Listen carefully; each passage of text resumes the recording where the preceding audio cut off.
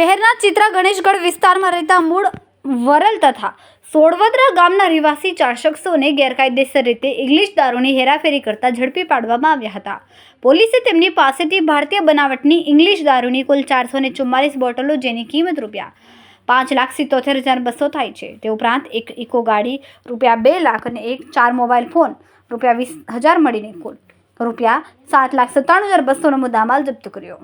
Police સૂત્રો દ્વારા મળતી માહિતી મુજબ રેડ દરમિયાન પકડાયેલ આરોપીઓમાં અજયભાઈ ગોપાભાઈ ચૌહાણ, ઉંમર વર્ષ 37, ધંધો હીરા ઘસવાનો, રહે ગણેશગઢ ચિત્રા; વિક્રમભાઈ ઉર્ફ વિકો; ભૂપતભાઈ ચૌહાણ, ઉંમર વર્ષ 34, ધંધો મજૂરી, રહે સોડવદરા; ગોપાલભાઈ ઉર્ફ ભોલો નટુભાઈ ચૌહાણ, ઉંમર વર્ષ 24, ધંધો મજૂરી, રહે સોડવદરા; અને વિજયભાઈ ભૂપતભાઈ પરમાર, રહે ફુલસર મફતનગર, ભાવનગર વાળાઓને ઝડપી લઈને કાયદેસરની કાર્યવાહી હાથ ધરી.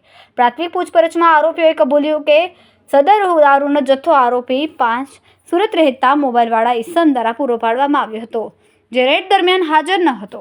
સમગ્ર પ્રકરણમાં પોલીસે તમામ આરોપીઓ વિરુદ્ધ ગુનાહિત કાવતરું રચીને એકબીજાને મદદગારી કરીને ગેરકાયદેસર રીતે દારૂનો જથ્થો રાખીને હેરાફેરી કરવા બદલ પ્રોહિબિશન એક્ટની કલમ 65A 116B 81 83 98 હેઠળ ગુનો નોંધીને કાયદેસરની કાર્યવાહી હાથ ધરી.